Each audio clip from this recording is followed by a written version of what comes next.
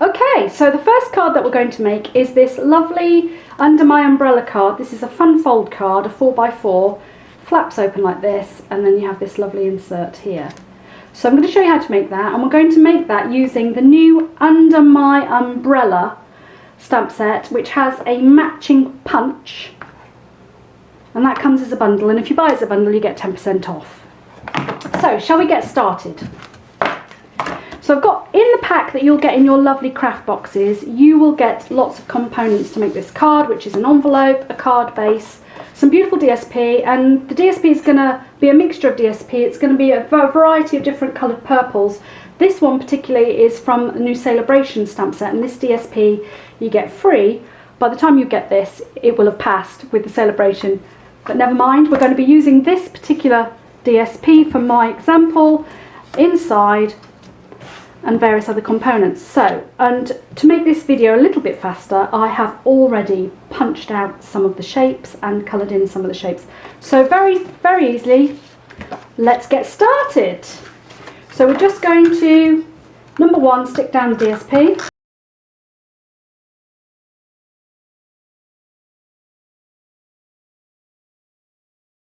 Now with the fun fold card, this is quite interesting because you need to make sure you've got two options for this. If you look at the card, you can see that the flap goes underneath the insert, and I've stuck it to the inside here. But you can always make sure that this flap actually goes inside here, but I didn't want to do that because I didn't want this going over this part of my lovely cutout here in this die shape. So I'm not going to do that for this one. So this actually needs to go onto the inside first. Now, if I was stamping a greeting, I'd probably stamp the greeting first. I'm not going to do that for demonstration purposes.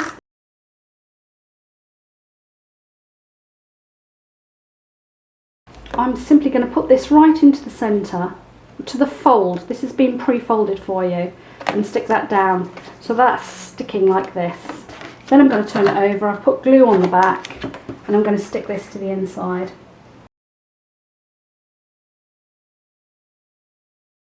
Good, so then we've got our flap like so, and what we want to do is we want to stick this flap onto here like this. Now, as I said, you can actually, if you wanted to, do it like this so that your flap disappeared, but what I didn't like about it was that the flap was visible here. It's entirely up to you, but I'm not going to do that for the purpose of my one because my preference is not to do that. And so what I need to do is stamp the greeting onto here.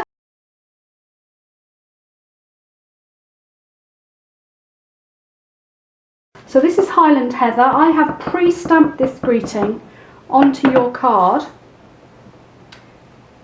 Squirrels are wonderful, squirrels are wonderful, squirrels are wonderful. Remember, the longest time that it's in connection with your card, the better your print will be.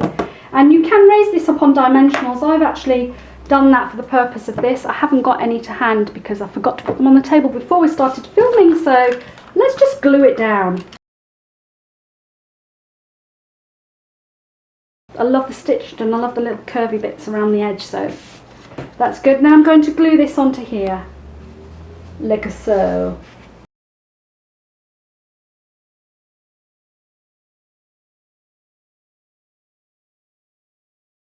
So that's your little fun fold flap there, and then what we're going to do is we're going to decorate it. And as I said, on this stamp set, I'm going to use these lovely boots, the umbrella, and some of the flowers to decorate the front of the card.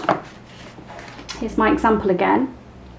I have taken the opportunity, because I recognise that some of you don't have blender pens. This has been done in blender pens. This one was done in watercolour pencils, and I don't know that you can probably see the difference slightly when you're using watercolours. So we're going to decorate this. Now already in your packs you will find that you've got the Wellingtons, you've got the umbrella, the lovely little umbrella stick, and a selection of flowers. Now I've coloured these in your packs. Your flowers won't be coloured in because I thought, well, you know, you've got something to do and got to give you something to do to pass the time.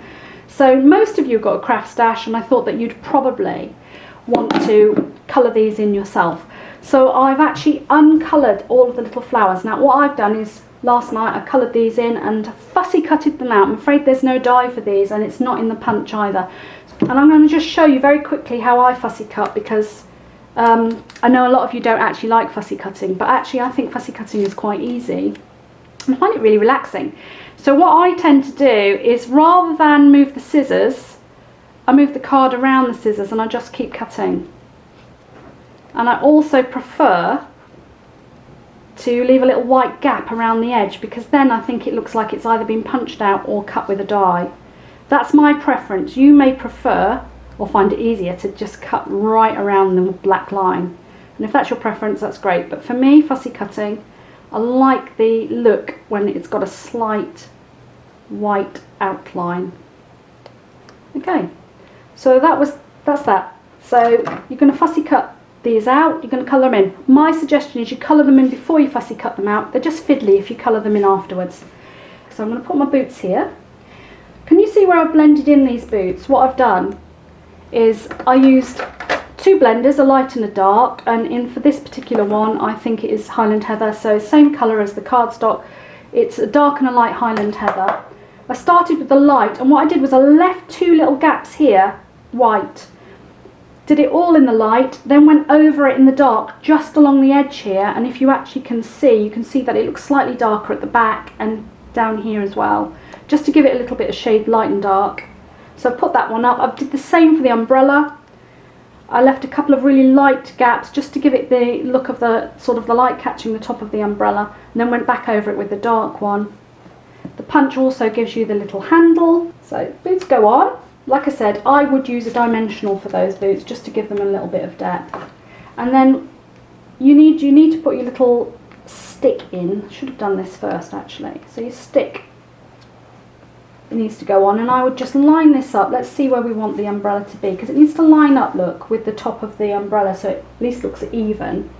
And I would then put the dimensionals only on this half of your umbrella, just here, and raise that up so it's like that on here, like that.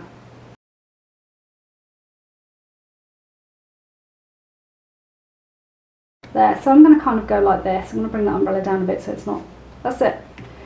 So this is my pretend dimensionals. On it goes like so. And then you've got your lovely flowers. So I'm going to find a few flowers to stick. I'm going to put one on here. Again, whether you use dimensionals or not is entirely up to you. So one just on the top of the boots. I think that looks really pretty. I'm going to put another small one here in the corner, and then what I've done is I've got a big one in the top right hand corner, like so. So that's your card. What you choose to do inside is up to you, but you have got enough of the uncoloured little flowers to decorate the inside of the card. So if you wanted to cover this over, you could put a piece of DSP or something here if you wanted to, or use indeed a different coloured piece of card, and that's it. So there you go, under my umbrella, using the new punch and stamp set, and pretty cute. I love this little fun fold. It's really cute, 4x4. Before I go, forgot to mention, in your pack you also have some little diamantes. And if you look at the card here, you'll see that I've just decorated those in the flowered centres. So remember, always in threes, never in evens. Bye-bye!